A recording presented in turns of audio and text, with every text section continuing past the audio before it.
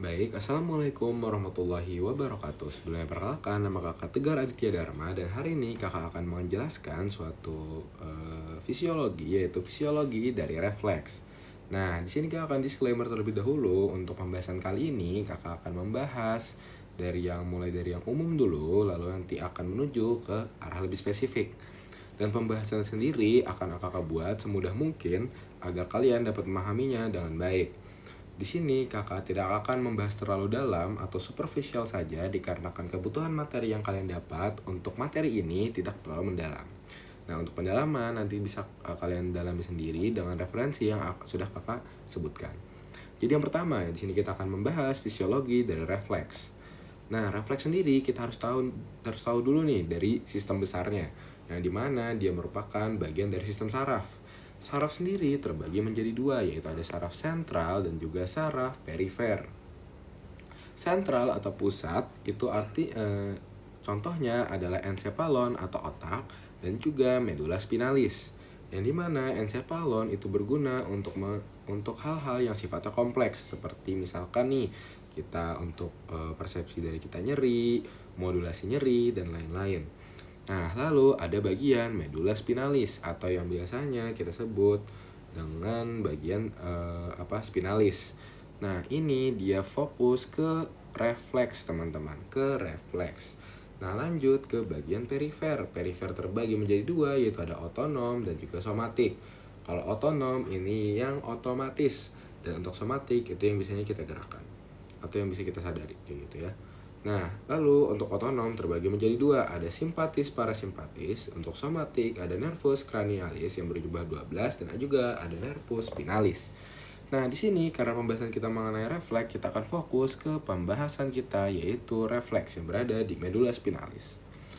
Kita akan bahas dari yang umum terlebih dahulu, yaitu apa sih itu refleks. Jadi refleks adalah suatu respon yang terjadi secara otomatis tanpa upaya sadar atau tanpa kita sadari. Nah, di sini kakak garis bawahi bahwa biasanya terjadi karena terdapat suatu rangsangan. Rangsangan sendiri bukan hanya dari luar, namun bisa juga dari dalam tubuh kita. Lanjut, refleks sendiri itu akan ada kemiripan dengan yang namanya waktu reaksi, namun dia berbeda. Yang dimana refleks dia berfokus atau berpusat pada bagian medula spinalis. Sedangkan untuk reaksi itu tidak disadari juga, tidak dapat dilatih, simple dan juga jaraknya pendek. Maksudnya simple adalah alur rangsangan itu masuk dan diproses dan juga akhirnya dikeluarkan itu lebih simple. Nah, untuk waktu reaksi dia tuh berpusat di encephalon atau di otak, lalu bisa disadari, bisa dilatih, kompleks dan juga jarak lebih panjang atau jalur impuls disalurkan itu lebih panjang. Lanjut, refleks terbagi menjadi dua, yaitu ada refleks sederhana yang terbagi menjadi regang dan lucut, dan juga refleks didapat atau terkondisi. Kita membahas ini dulu.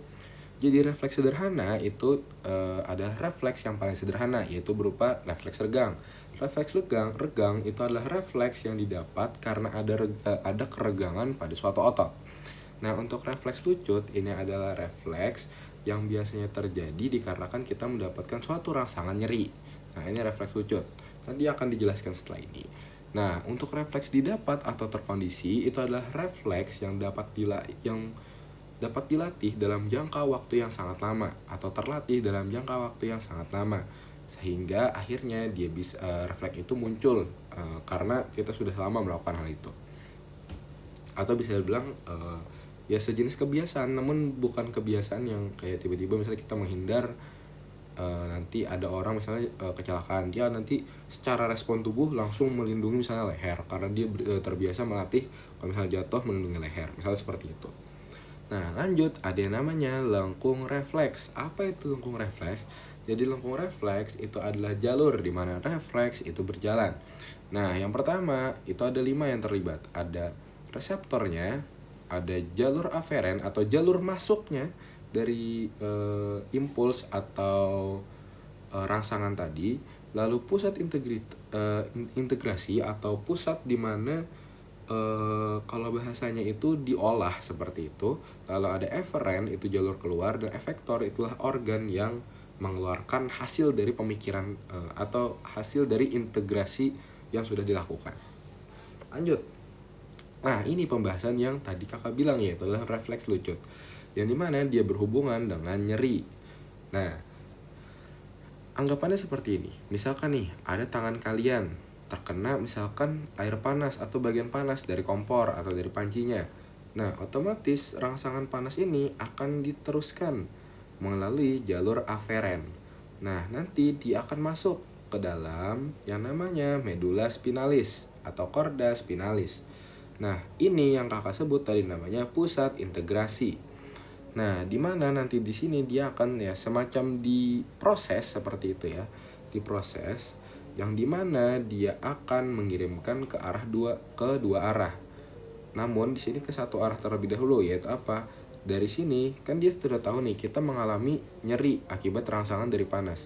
Otomatis tubuh langsung merespon untuk tubuh tidak mengalami cedera yang serius. Dia akan cepat-cepat untuk menyalurkan rangsangan tersebut ke jalur eferen. Dan setelah dari jalur eferen akan disalurkan ke organ efektor. Organ efektor di sini yang dimaksud adalah musculus biceps brachii dan juga musculus triceps brachii. Nah, yang dimana jadinya untuk bicep dikontraksikan dan untuk tricep direlaksasikan sehingga tangan kita bisa melipat atau bisa ditarik ke arah dalam dan terhindar dari namanya nyeri. Nah, namun ada juga nih tambahan dari nyeri refleks sendiri, yang dimana nanti baru adalah nyeri tersebut kan tadi diolah nih di sini. Nah, nanti kan kakak bilang tadi dibagi dua. Nah, tadi karena dia sudah menghindar, namun tubuh akan mengirimkan lagi ke tingkat yang lebih tinggi ke otak untuk memberitahu kalau sekarang kita mengalami rasa sakit atau nyeri. Jadi biar kita tahu kayak gitu. Lanjut. Nah, lengkung refleks sendiri yang seperti yang kakak bilang ada beberapa daerah-daerah yang wajib kalian tahu.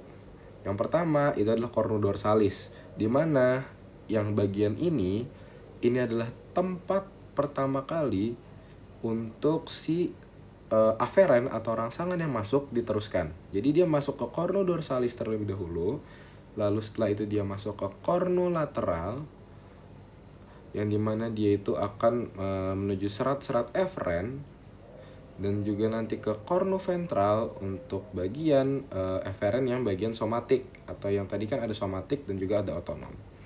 Lanjut. Nah, ini refleks menyilang. Apa itu refleks menyilang? Jadi refleks menyilang adalah kondisi di mana misalkan nih kita mendapatkan rangsangan keinjak paku deh. Keinjak paku kan tadi masuk nih ke eferen. Nah, masuklah ke pusat integritas. Nah, untuk kita dapat menghindari diri dari paku ini, otomatis kita harus ngangkat kaki kan. Nah, otomatis kalau kita mau ngangkat kaki, itu ada step-step yang harus kita lakukan.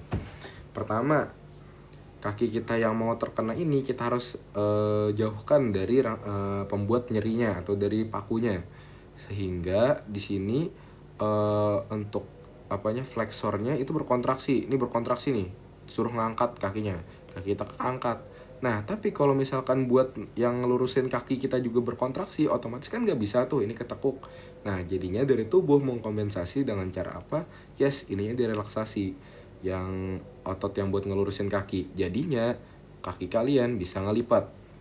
Nah, itulah salah satu contohnya. Nah, mungkin itu saja dari kakak mengenai refleks dari materi fisiologi mengenai refleks. Dan kalau misalkan ada yang dibingungkan, bisa tanyakan saja kepada kakak-kakak asisten yang sudah ada. Mungkin itu saja dari kakak. Terima kasih.